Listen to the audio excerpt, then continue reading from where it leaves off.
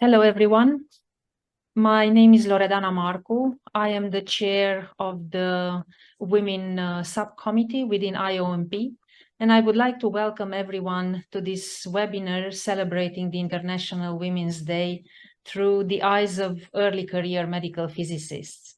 We have invited today 3 young researchers representing 3 different regional organizations from 3 continents who share a common passion, which is medical physics. Through their talks, we learn about their scientific and professional achievements and also their contributions to the field. Since we are running a bit late, I would like to introduce our first speaker, who is Ashleigh, representing the University of South Australia, as well as the Royal Adelaide Hospital, being a PhD candidate in the field of nuclear medicine. Ashleigh's PhD research has led to the development of 2 novel therapeutic radioimmunoconjugates that showed highly promising in vitro results regarding the treatment of pancreatic cancer. Ashleigh, the floor is yours. Thank you so much, Loredana, and thank you to all the organisers for allowing me the opportunity to present tonight. And happy International Women's Day to everyone, wherever you are. Today, I thought I would start by discussing the key project within my PhD, which looks at the in vitro characterization of actinium DOTA C595 as a targeted alpha therapy for pancreatic cancer.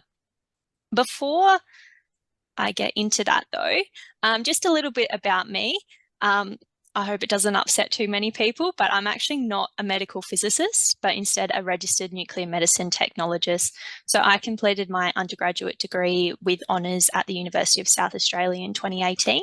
I had a really promising and positive honours experience, and so that led me into starting my PhD straight away after finishing my undergraduate, which is what the topic of my talk today will be.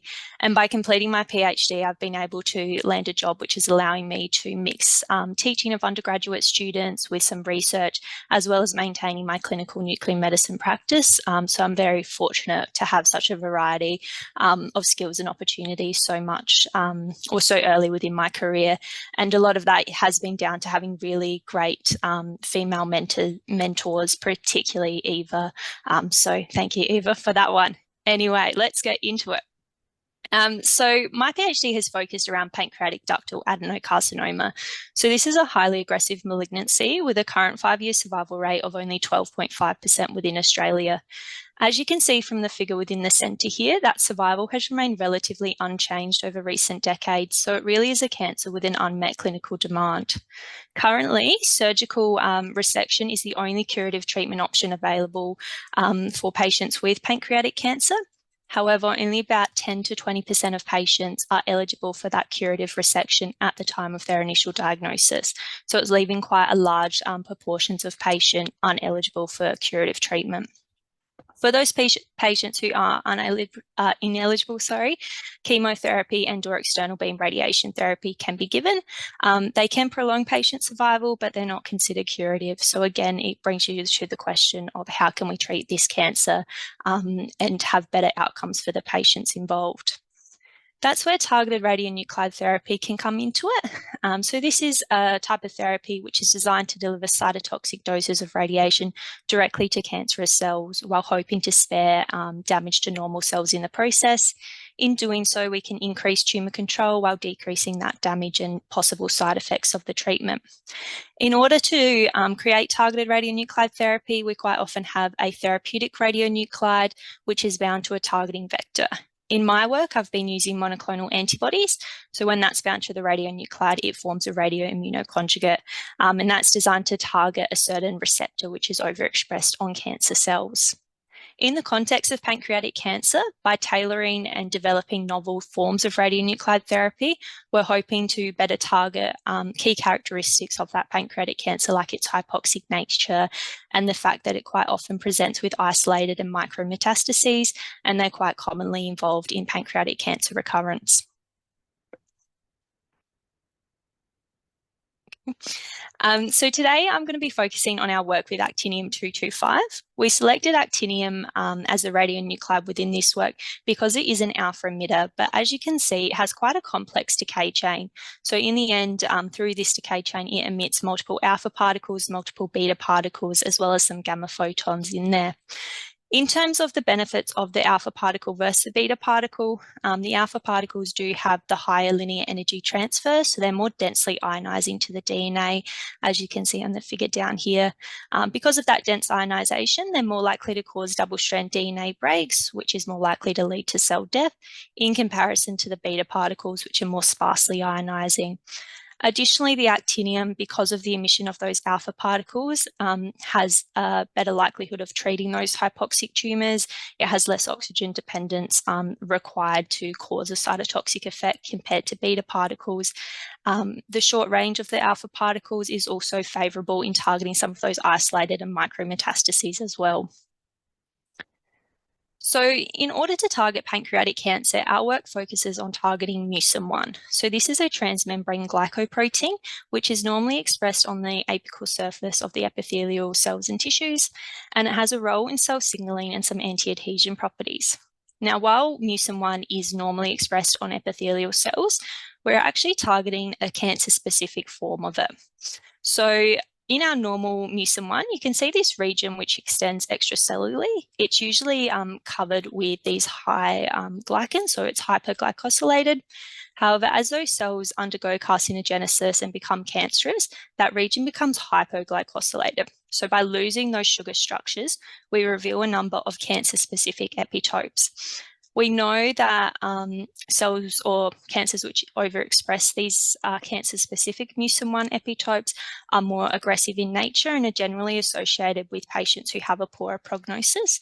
So by targeting this epitope, we are hoping that we can also provide a form of treatment for some of those later stage patients where currently there aren't many treatments existing.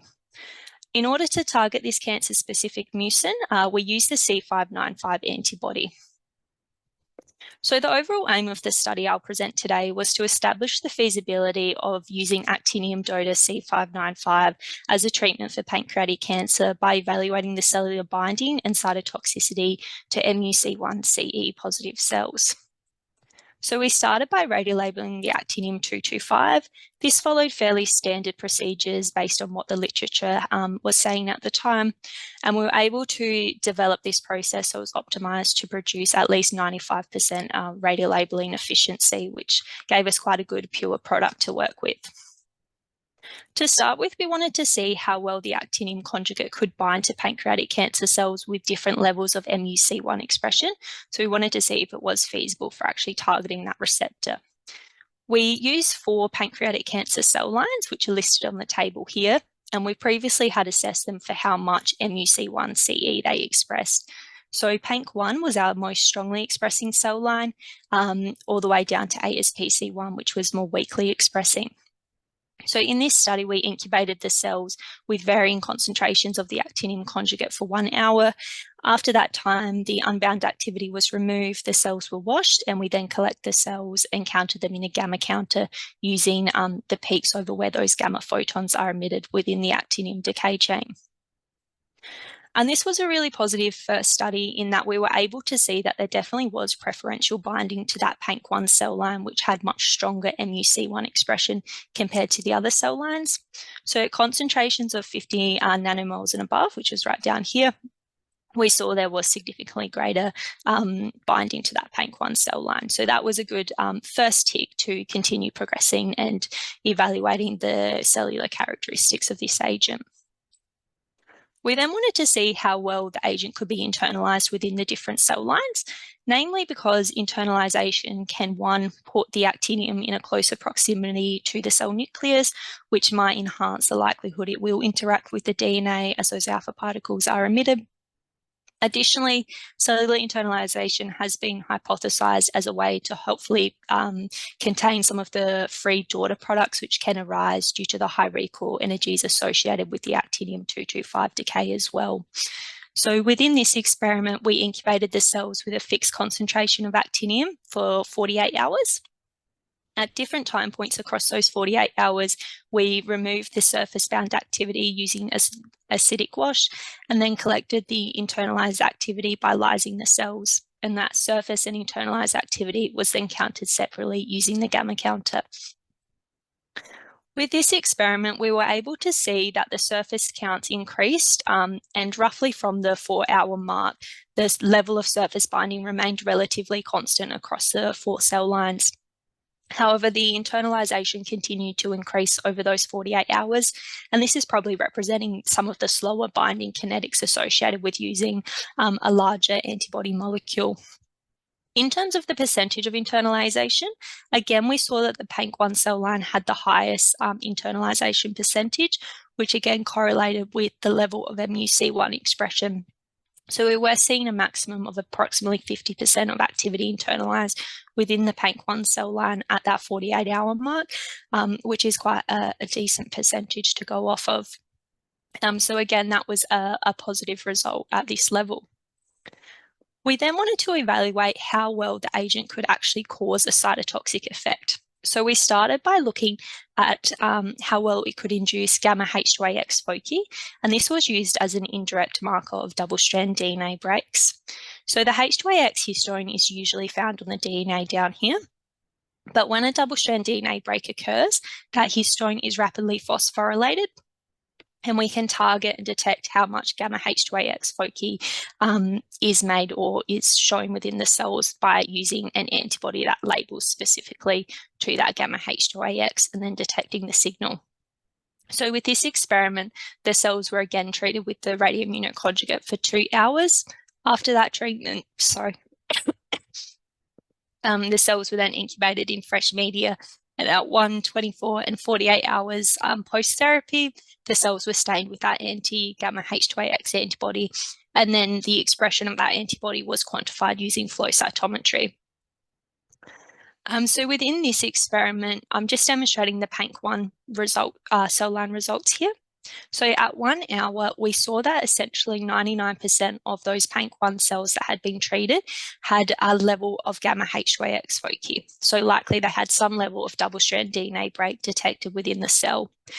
For reference, this red peak here is showing the untreated control cells, while the blue peak is demonstrating the actinium DOTA C595 treated cells, and the marker here is showing the percentage shift of how many cells were exhibiting that positive expression compared to the untreated cells. We continue to see a high number or high percentage of the cells with the gamma-H2AX foci at 24 hours, again seeing over 99%. So it looked like that level of DNA damage was persisting beyond the initial 1 hour. By 48 hours, we also still saw a high percentage of damage induced. However, it had dropped down to 98%. But perhaps the more interesting finding is the change in the peak of the treated cells. So you can see that it's definitely not as tall, and the peak has also broadened out. We were speculating whether that was either due to possible cell repair or else cell death, and the cells are going through that process, leading to different signalling coming out when we analysed it with the flow cytometry. Regardless, this experiment was again quite positive in showing that we were inducing some level of therapeutic effect within the cell lines. We then wanted to evaluate that cytotoxicity with a little bit more detail by performing clonogenic assays.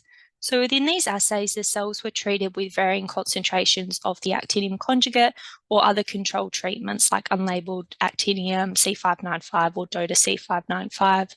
The cells were all treated for 24 hours. After that time, they were then seeded into fresh well plates and maintained for 14 days using fresh media every few days as they needed. Then on day 14, the cells were stained and the colonies were counted. And we defined a colony as any cluster of cells with more than 50 cells. And so they were all counted under the microscope. And from that, we were able to establish the surviving fractions.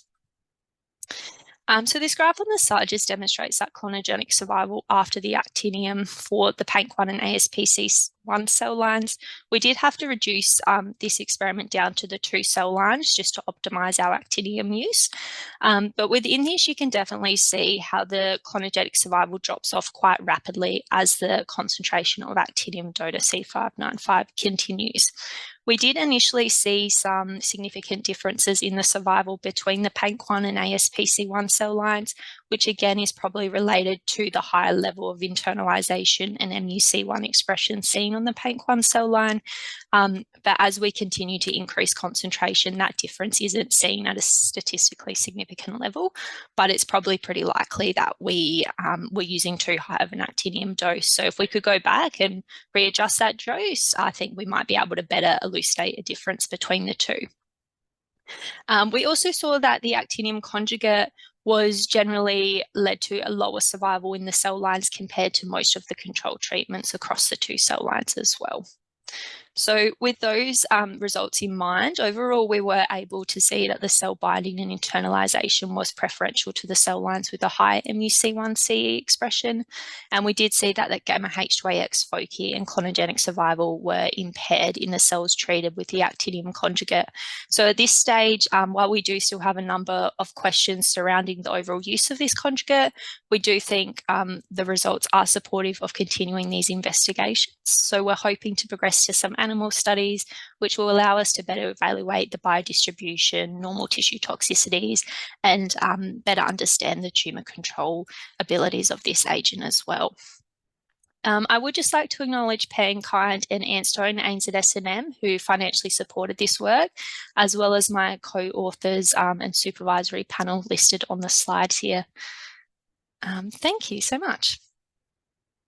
Thank you very much, Ashleigh, for this wonderful presentation. It is a really impressive work for a PhD, and I wish you the best of luck.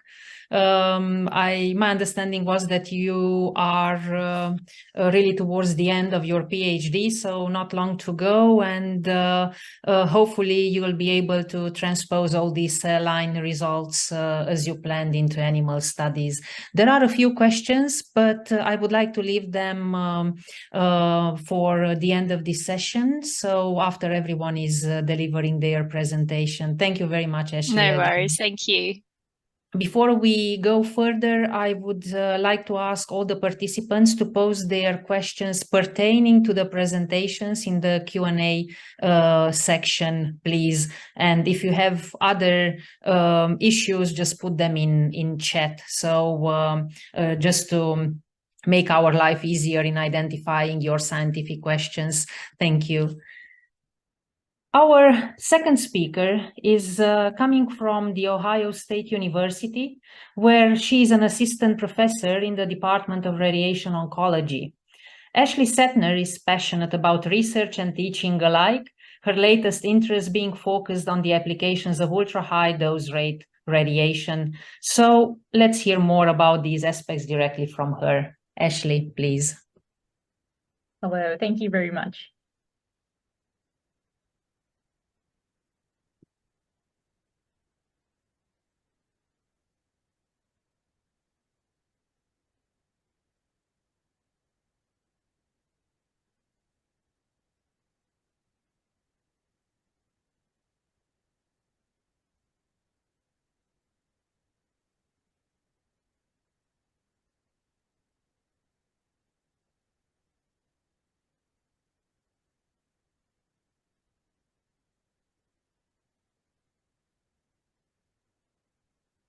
Sorry, just 1 second, having technical difficulties. Sure, we'll wait.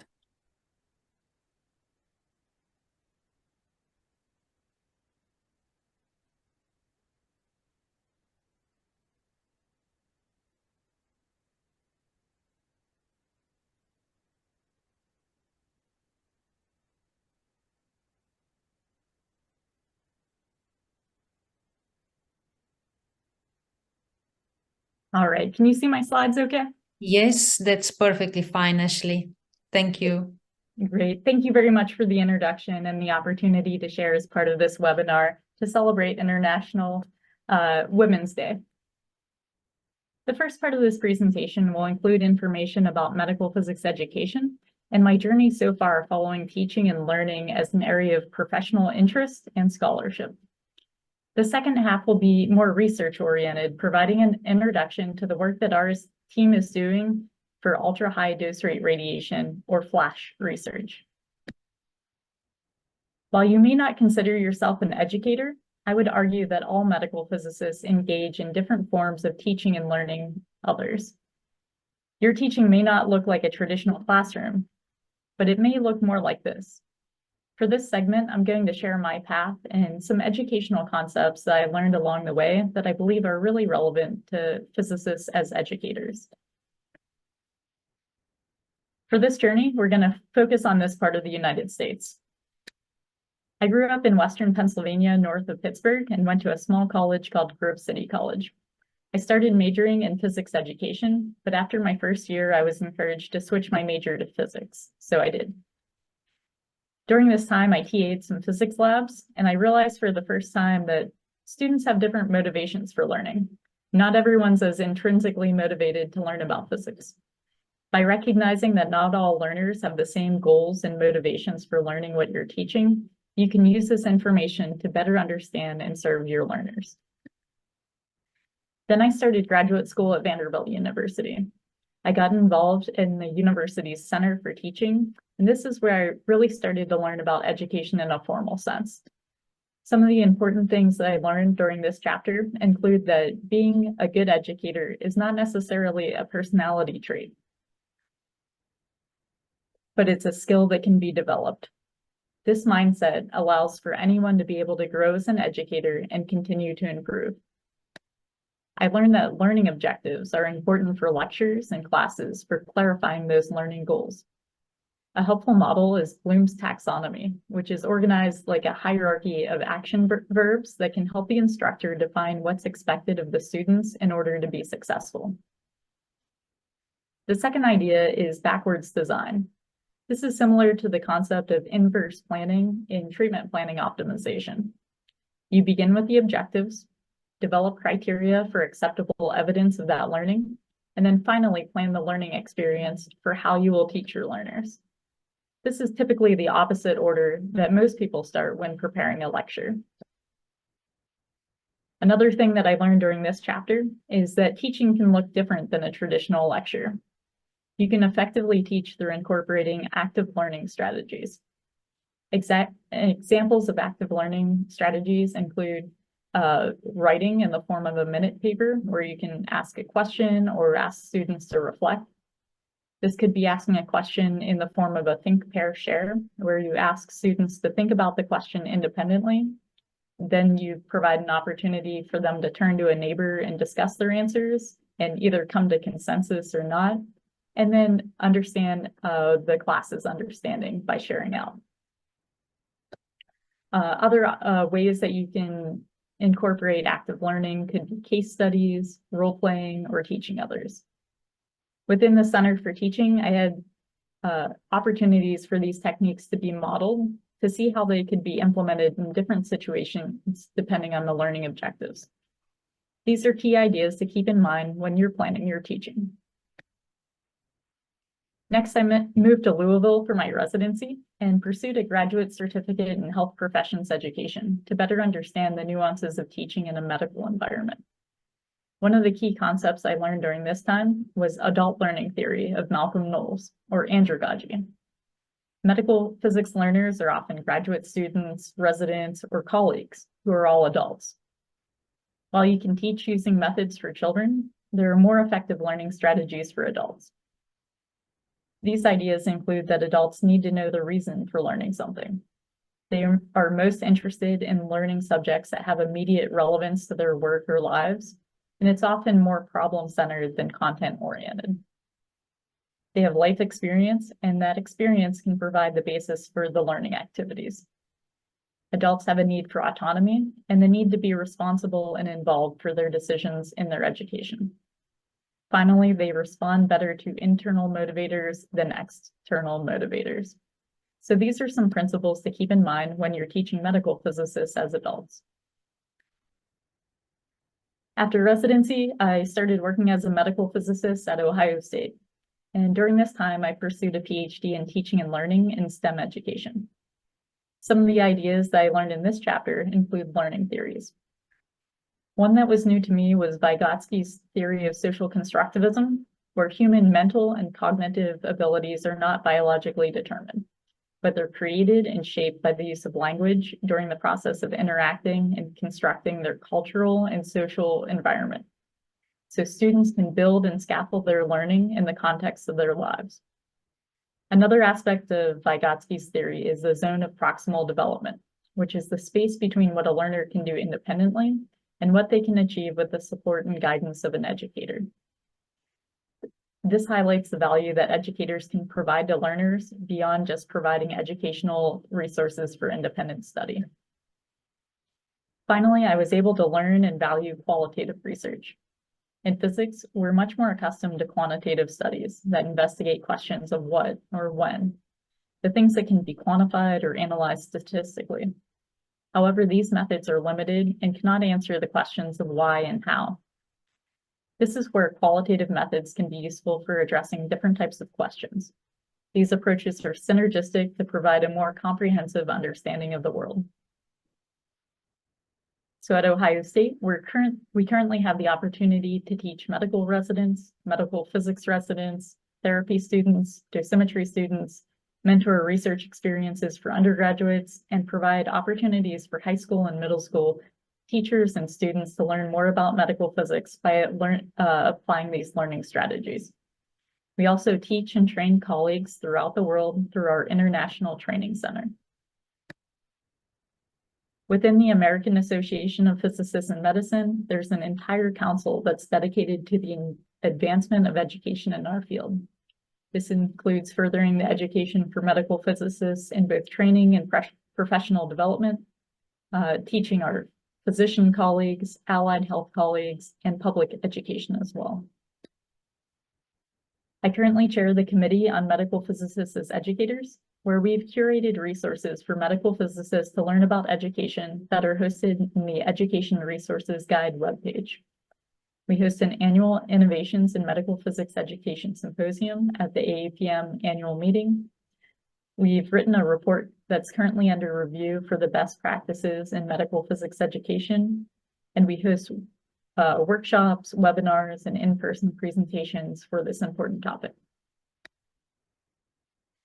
There was not a clear venue for educational articles in medical physics, since these submissions don't always fit the traditional mold for peer review.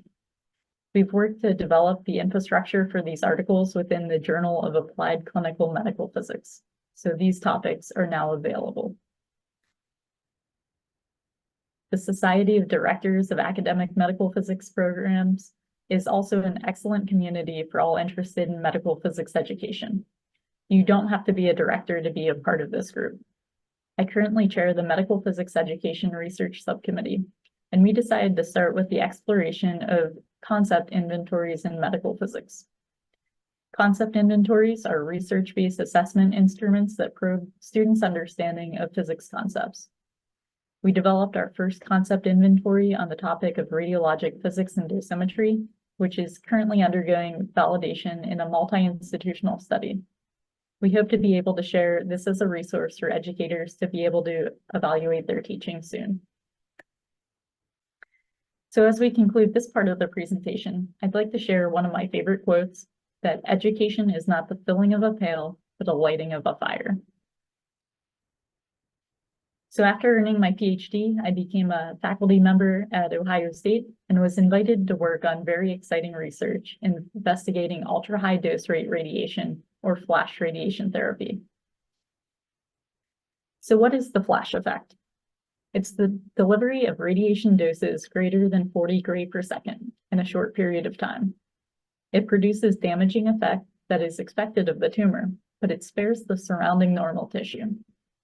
So these treatment doses are able to be delivered in a fraction of a second to have iso-effective tumor control and protect organs at risk. So why is our team interested in studying this effect? Some of the examples of interest involve published skin toxicity studies.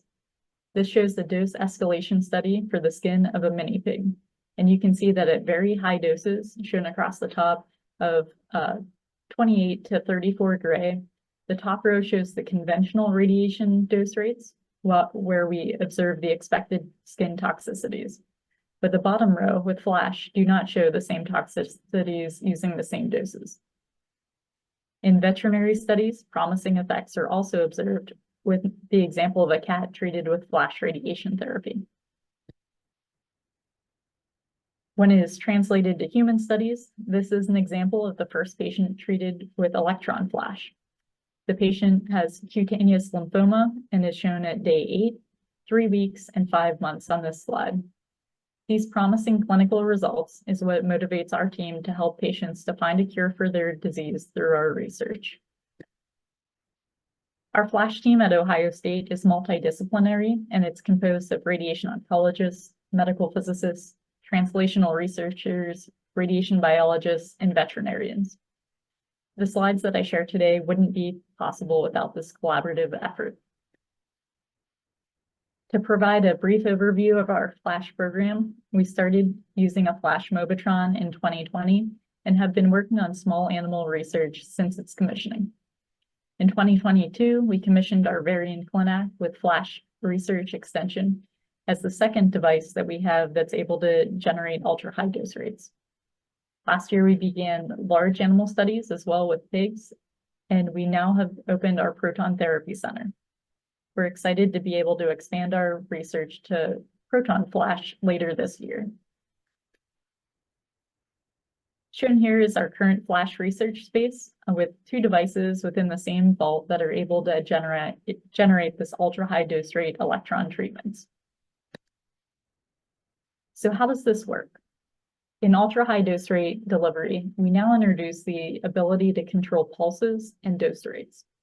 In this graph, we have time on the x-axis and dose rate on the y-axis. If we multiply the individual pulse duration by the pulse rate, then we can calculate the dose per pulse. This is also referred to as the instantaneous dose rate, and these can be extremely high. However, in order to deliver higher doses, you may need to use more than one pulse. This is where we can define the pulse repetition or the frequency. The total dose delivered is the dose per pulse times the number of pulses delivered. Finally, the mean dose rate is the total dose divided by the total delivery time. So this is the jargon that you'll hear in the FLASH research space. Machine characterization is vital for FLASH, and this is an example of the variables that you can control, including the pulse repetition frequency, the width of the pulse, and the number of pulses. And these can be combined to deliver different doses and dose rates. Accurately measuring dose for ultra-high dose rates presents unique challenges. Here are representative images of our dosimetry systems for characterizing dose, including ion chambers, radiochromic film, microdiamond detectors, toroids, and alanine dosimetry, as several different ways that we can characterize and validate the dose delivery. We've also devised novel ways of beam data acquisition with film. So instead of irradiating the films perpendicular to the beam direction at different depths, we irradiate it parallel to the beam direction for greater efficiency and accuracy for characterizing our different specific setups in these studies. This is an example of 3D printing that we can use for building immobilization devices for mice during treatment, and examples of custom collimator designs for the experiments. This is an example of a setup for one of our small animal studies, and you can see the collimation, the animal in place, and then finally the exit dosimetry using gaphchromic film. There's many exciting ongoing studies in our team, and we're investigating different normal tissue and tumor responses that we look forward to sharing in publications soon. I hope that you were able to learn a few different ideas today to take away regarding medical physics education and learn about our team's ongoing work studying ultra-high dose rate radiation. I appreciate your attention today, and on behalf of International Women's Day, I'd like to thank all of the women mentors, colleagues, and collaborators who have made medical physics such a welcoming profession. Thank you to the women students and residents that I've had the opportunity to work with. I truly look forward to the great things that you're going to do. And thank you to the wonderful male medical physicists who have been encouraging and supportive of women in the field. I'd like to give a final thanks to my family, including my mom as the woman that's made the greatest influence in my life, the entire team at Ohio State, and IOMP for hosting this webinar today. Thank you. And we thank you too, Ashleigh, for your presentation and for your nice words. I'm teaching for nearly 30 years, but I wasn't aware of all these facets of teaching, so that was very refreshing. Thank you very much. As mentioned previously, we'll take the questions a bit later. So it is time now to invite our third speaker, who is a medical physicist from Spain, representing the European Federation of Organizations in Medical Physics. She is Leticia Irazola. We invited Leticia here today to share her experience as the current chair of the Early Career Special Interest Group within IFOMP, which is a newly formed group that encompasses young medical physicists from Europe and is highly active in all aspects regarding our profession. I would therefore like to invite Leticia to deliver her talk, please. Thank you. So I'm going to try to share my screen first. Let's see. Okay.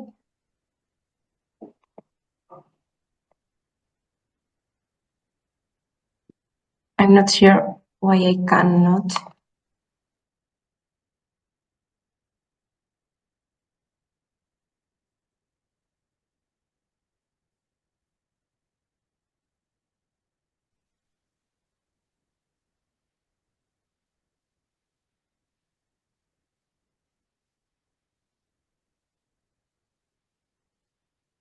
It's okay now? You can see my screen? Yes, we can see. Sorry If for you the problem. be able to put it in a show mode. Yeah.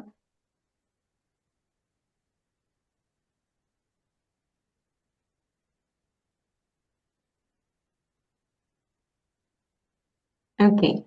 So thank you, Loredana, and thank you, IOMP, for inviting me to this webinar. My title was Making Progress Only Needs to Get Started, because as Loredana says, this presentation is a bit different from the other ones. I'm not talking about my professional path. I'm a medical physicist, as she said. I also made my PhD and I have a little experience on teaching, but that's not the point. The point here is talking about, let's say, leadership or something like doing something more for your profession rather than being at the clinic.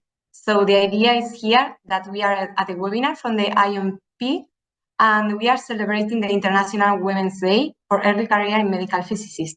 So these international days and weeks are observed by the United Nations, and they want to promote some special topics. In this case, we are here for the International Women's Day to celebrate women's achievement. And more concretely, here, this webinar is focused onto the early career. Sometimes when we talk about science, it's a bit difficult to distinguish between young and early career, because we have a long path to come to here. So when we are early career, maybe we are not considered to be very young. But the thing is that we are starting our career. So that's why we call it early career instead of young physicists or scientists. So the other point is that medical physicists is a kind of weird profession, because we are not doctors, but we still are inside the clinic, and we are not working in the laboratory, but we are still scientists. So we are like a mix of both things. And that's why we are not always going to fulfill all the expected things from people, either if we are talking on the clinic or at the laboratory, but for sure, we are going to have other skills that can be useful. And here I'm going to show my experience as a medical physicist and inside the IFOMP, the European Federation of Organizations for Medical Physics, as Loredana said. So, sorry. Yeah. So my experience, I wanted to spread our profession because I'm really in love with the medical physics profession. And I wanted to spread this aim of talking about our profession in schools, at the university, but also to the public. So that was one point in my head. And the other one was that I would like to become a member of a scientific committee to see how it works. What do you have to do? What's expected from you? More or less get the experience, let's say. And I wanted to start by a, let's say, comfortable thing, and I thought of a national congress. So my idea on the left, it was to postulate for the Spanish Society for the Communication and Publication Committee, because I wanted to spread, and it was easier in my language and in my country. But the thing is that I was rejected because they selected another person, but they offered me to participate inside the IOMP Committee of Publications. So finally, you see, it wasn't as expected, but it was even better. So the thing is that finally, I get the opportunity to postulate for not only to be inside the committee, but to become the secretary of the Communication and Publication Committee. So the result, I'm there. So I had the initial idea, and if you, let's say, if you push hard for getting what you wanted, finally you get not only what you wanted, but sometimes even better. So the idea that came from here was that it would be nice that all of the early careers will have the chance to be present on this kind of scientific or communication or whatever committees, and start the know-how profession, let's say, to know how it's done inside the committees and to get the expertise. So on the right side, I wanted to try to become a member of a scientific committee. And well, I postulated, it was not possible for the national, but I postulated for the European committee from IFOMP, and I was selected as an early career participant, the idea of know-how. But honestly, I didn't felt very prepared to judge the scientific content of the abstract that were sent. So I just wrote to all the members, and I say, okay, I can try to do my best to do this, but maybe I can help also with other things, or my help will be better to be focused on other things. So the idea was that I could help with something related to early career. So the result, I will talk about that, but I think this result that was an early career section at the Congress, it's like the, let's say, the seed, the start of this special interest group that Loredana mentioned. So for me, this is the seed, as I said, and it was because I launched this idea of I'm not maybe able to judge this abstract content, but I want to do something for the early careers. And here you have the secretary and the president of IFOMP, and they received very well this idea, and they say, okay, we would like to have a special section dedicated to youngs, let's say, to these early careers. So finally, well, once I get this, I prepare some ideas. You can see here the presentation. It was just like you are new at the Congress, an opportunity, things that I felt were necessary or were in the mind of the early careers, and I want to share all of them. But they had the idea that not only having this special section, let's say, but having a special place. They prepare a special place for us at the venue in Dublin, and you can see this venue was really cozy with the sofas, the colors, and so on. So it was wonderful. They gave me the opportunity to get there before the Congress happened, and I just put my ideas that I had in the presentation, I put them, let's say, on the place. So we have like a blackboard, we have maps, we have posters, and of course, we have presentations. So it began like an idea. It was going more and more real, and then I had since I'm from Spain and the Congress was happening in Dublin, I had the help of Dara, a guy who was from Dublin, and he was my eyes and hands in there. So thanks him for all this help. And finally, I wanted to show you that we had also a place inside the Congress website. And here you are, we managed to have a parallel Congress. Let's say all the time that was happening something in the adult section, let's say, we did also have this parallel session at our cozy sofa room. So here you are, the reality, it was the idea, and then the reality. We had this dedicated special place and time slot. We had the site at the venue with the sofas and informal ambience. We put some boxes for the job offers, the grant ads. We talked about the IFOMP history for those early career who didn't know about the IFOMP, and we put a box for ideas from the participants. So, as I said, it became a parallel congress with invited speakers related to soft skills, hot topics for beginners, say, some poster presentation from the early career who didn't get a presentation at the Congress, and as I said, the IFOMP history. And also we wanted it to be a place for the European colleagues. For that, we have coffee and meal tickets to enhance being together. We performed roundtables to discuss and talk, and we had a meeting point. It was not 24/7, but all the time that the Congress was happening. So you can see that it was very successful, I can say, so I'm very thankful for that. And we even published an article on the European Journal of Medical Physics. And also we have some different articles in the IFOMP journal, where the president, the secretary, and many other members mentioned this early career corner. So I think it was better than expected. We had good audience, we have feedbacks, we have a lot of interest from the people, and we get names from the early career who were interested. So I think that we all felt that something was coming related to the early career. So here it's the special interest group that Loredana said. So the idea was that we develop or we should perform something for the early career, and IFOMP decided to make this group. So the principal idea was that the young medical physics of today, the actual president, Effie Kotzobeli, of course, thinks that we are the leaders of tomorrow and the professionals of tomorrow, and she has a focus on us, on the early careers. So that helps us to develop the scientific and the strategic leaders. So she thinks this is vital, and that we need to learn how to do this. For that, they push to prepare or to create this special interest group, which is a permanent structure inside the IFOMP, and it's dedicated to the early career, which is not an age barrier, but the experience barrier, let's say. It was created on December 2022, and the kickoff was in December.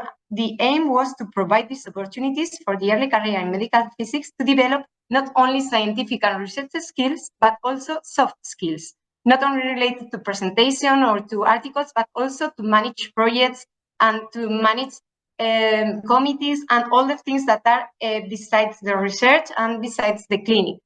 So the thing is how it's divided. We have a steering committee that was elected by the initial members of the SIG, and then we have the board, which now is made of 7 and 3 persons. And who is early career for us?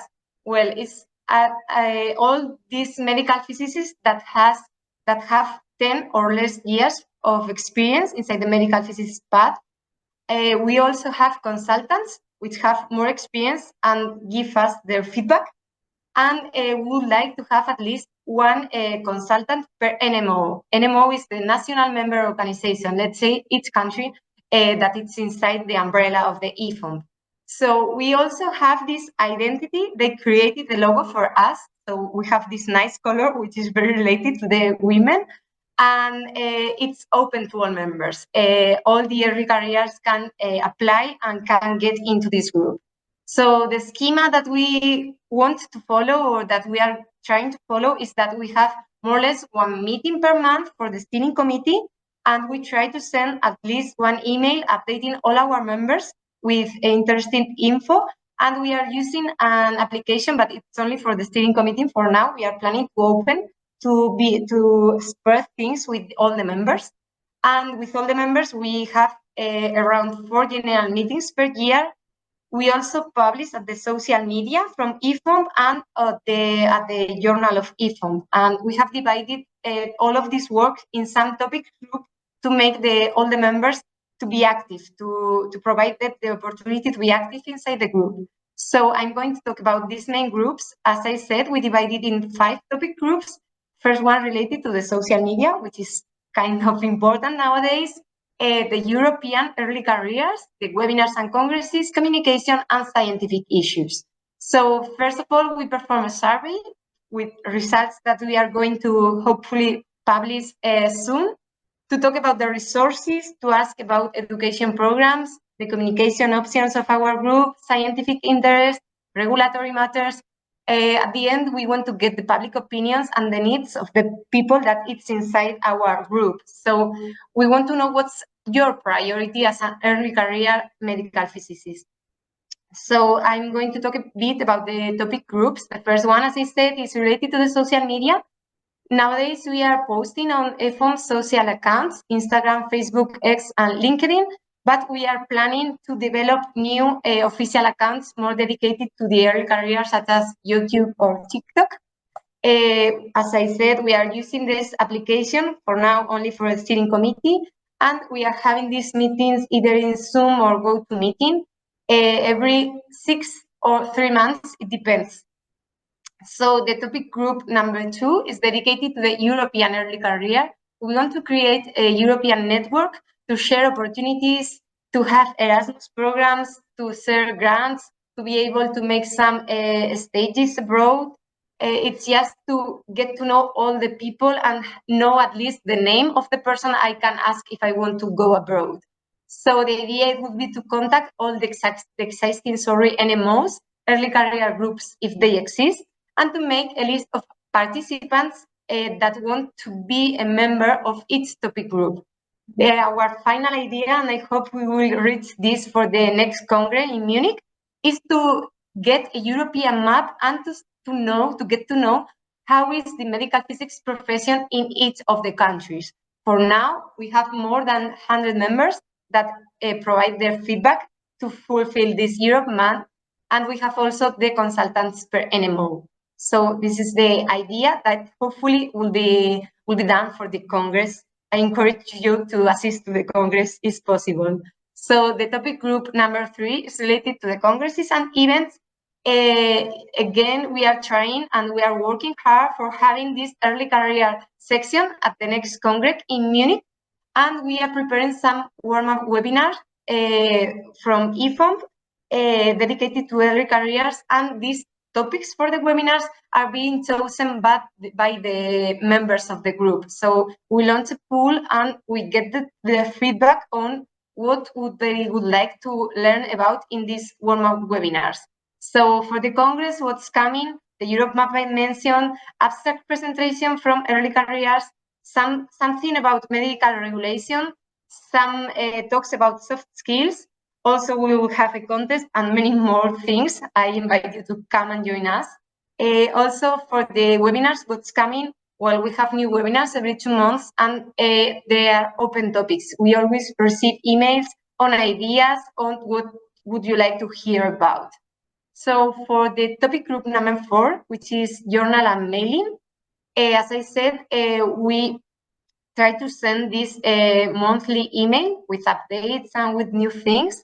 And we also have a dedicated section at the IFOM Medical Physics Journal, which is quarterly, and it's dedicated to early careers. Not only people from the steering committee, but open to all the members. We have this mailing, and we share all the job and grants opportunities that we have, either within the social media and within this mailing list. Also, we have this news and events section. So here you have some examples of the article we've published. Finally, we have this topic group 5, which is scientific, and it wants to cover 2 different things. On the first hand, we have a dedicated subgroups to get contact and research people. We would like to divide it in all the subsections that we have inside medical physics.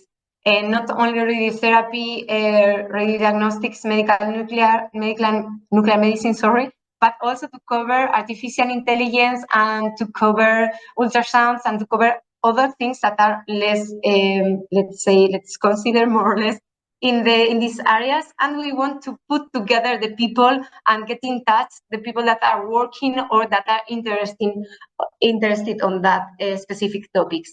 So we want to get all of these people and put more or less together and in contact, never mind if they are from one country or for another. So on the other hand, we have the mentoring program that wants to fulfill not only science topic, but also soft skills. This is a project that is going to be launched during this year. Hopefully, again, we will have the kickoff at the Congress in Munich. And the idea of mentoring is that we have the advice from the mentors, the training program, that we have the motivation of the early career, hopefully to success, but it's not only to one direction. It's not only to science. It wants also to be directed to projects and to other things that are more related to the federation and to all the societies, the work that we do inside the society. It can serve also as a coaching. And finally, it's the early career and the mentor who put the goal of this mentorship program. So as I said, it's under construction. So we will see how this is going during this year. As I said, we always want to have the feedback for the members. For that, we ensure that all the members have a voice within the special interest group to improve every day the performance of the group, because since I said it's quite new, we want to be alive and to go on working. For that, we need to understand the objectives and the goals, not that ones that we have marked at the steering committee, but the ones that the members want to get from us, from this group. For that, we need to promote an open communication between the early careers and the medical physics experts from the IFOM, and to create this nurturing environment. For that, we need to build this continuous improvement culture. So we have present as IFOM in several congresses, and they are including us, early careers, in these booths of the Congress. So finally, the idea is that you early careers have a place to find us and to be in contact or in communication with us. So for the group, for the special interest group, application can be sent anytime to this email address, and we will for sure reply your queries. So how you can get not only to IFOM, but to many other associations that can help you as a medical physicist. You can be in touch, be in contact with these associations, but how can you reach them? So for me, the option, if you are an early career, is to get to them by the early career groups. Many, or let's say not all these associations, but many of them have a dedicated section for these early careers, and I encourage you to get in contact to these subgroups. So this is the one of the IFOM, and just my opinion, how it has been for me. Since the beginning, it has been so easy. Since the first time I get in contact with the president and the secretary, for me, IFOM is like a big family. Of course, I'm making mistakes. We all make mistakes, but at the end, I'm learning of that. And you will have more options. Never mind, if this doesn't work, for me, it didn't work at the very beginning, but then, as you see, I get many options, and I have enlarged my contacts for sure. I feel part of the IFOM, of the special interest group, and it helps you to promote your profession and your professional life, let's say. So for me, the idea is to create these early career subgroups in all the association, not only IFOM. And I think that we have to do it together as early careers of this profession. So I think it's everything. So thank you very much for being here and for inviting me. And happy Women's Day. Thank you very much, Leticia, for your presentation. I hope the audience shared your enthusiasm, which clearly transpired from what you presented. And I know you are doing a great job within the special interest group, so congratulations. But I would like to congratulate all three presenters and thank you kindly for their presentations. We have a couple of minutes, which I would like to use for the few questions that the audience has asked. I would start with Ashleigh Hull. There were a few questions at the beginning of your presentation, and as you went on, I think people realized that actually your studies are undertaken on cell lines and not on patients, because some questions actually related to were related to patient like radio protection of staff and whether the patient has to be hospitalized and so on and so forth. So just to give, like, let's say for the future an answer, how do you see the radio protection issues from a staff perspective when they administer targeted alpha therapies to patients? I think it will obviously depend on the decay chain of what radionuclide you're using. For actinium, I believe they have been doing like actinium PSMAs, and it's very similar, like the patient, depending on the national regulations as well, is at a safe legal limit to leave after they've received that therapy within a couple of hours. So from a radiation protection standpoint, because you are dealing with alpha and beta particles and they have a really short range, it is quite easy to kind of shield them. They don't, you know, emit as many higher energy photons and things like that that some of your other like PET tracers and things can emit. Exactly. Yeah, I would say the same. Thank you very much, Ashleigh. Just one quick question from me. Obviously, the literature is filled with both alpha and beta emitters regarding targeted therapies. Do you agree with me if I say that the trend seems to be towards alpha? So is alpha therapy overtaking beta emitters? How do you see the future? I would say from the time I've been involved, there's been more interest in alpha therapies for sure. Whether or not that will actually translate to better patient outcomes with the alpha therapies, we are seeing more more normal tissue toxicities as well. So being able to trade off those normal tissue toxicities against the tumor control will probably be the biggest challenge with alpha particles. Ultimately, I see a world where you can have both beta and alpha. I don't think one is necessarily better in every case. It will depend on the cancer. It will depend on the patient.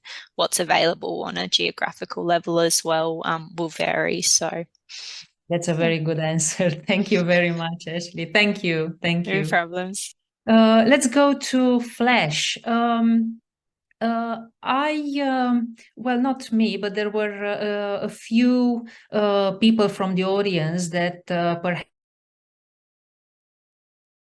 and they were wondering what's the difference between FLASH and some other external beam specialized therapies like stereotactic body therapy, which obviously it is different. So in a couple of sentences, could you please summarize the differences in, let's say, dose rates and also the technology to deliver FLASH versus more conventional therapies? Sure. For our stereotactic treatments that we're currently treating patients with, we have hypofractionation, so we have lower number of fractions and higher dose. In FLASH, we're taking advantage of that higher dose and lower number of fractions, typically 1 fraction, but we have much, much higher dose rates. The highest dose rates that we can do on at least our linear accelerators are on the range of 2,500 MU per minute.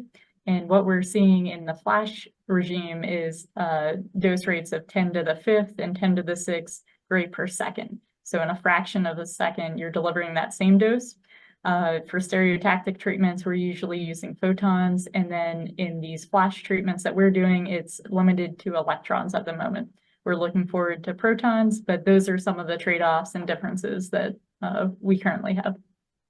Yeah, thank you very much, Ash. There would be another question regarding the toxicity. We know that this is one of the greatest advantages of FLASH, to protect better the normal structures, yet there are still some toxicities reported. Could you make a short comparison between toxicities from FLASH again versus the usual radiotherapy given toxicities? Sure. Some of the publications, there's been many different disease sites that have been studied so far in animals. Most of them, again, since a lot of the research is with electrons, that they're skin studies or some things are GI related.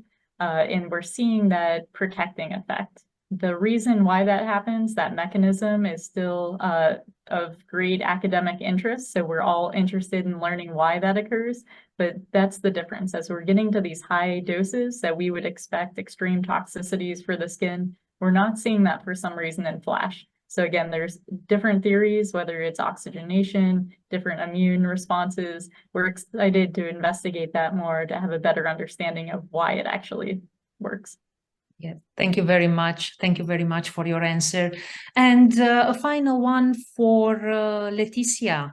In order to lure people for this Munich Congress in September this year, could you point out some of the items or activities you are preparing for Munich that weren't there in Dublin 2 years ago? Just a bit of a hint, if you could give us. Regarding the early career group, obviously. Yes, so now we are having a contest. It would be related to medical physics. We will have a prize, but we are not sure what's going to be. We will have also a social meeting, and we will have scientific things, of course. We will have some mentors regarding the presentation skills, and we will have also some discussion about the medical device regulations. So I think we are going, besides the scientific part, and we are going to get into the profession and get into the association and get in touch with the early career and the professionals. Well, that sounds excellent, Leticia. Thank you very much, and good luck with the Congress. I would like to thank again all the speakers, to thank IOMP for making this webinar possible, and obviously, Happy Women's Day to all of you. Thank you for participating. Bye.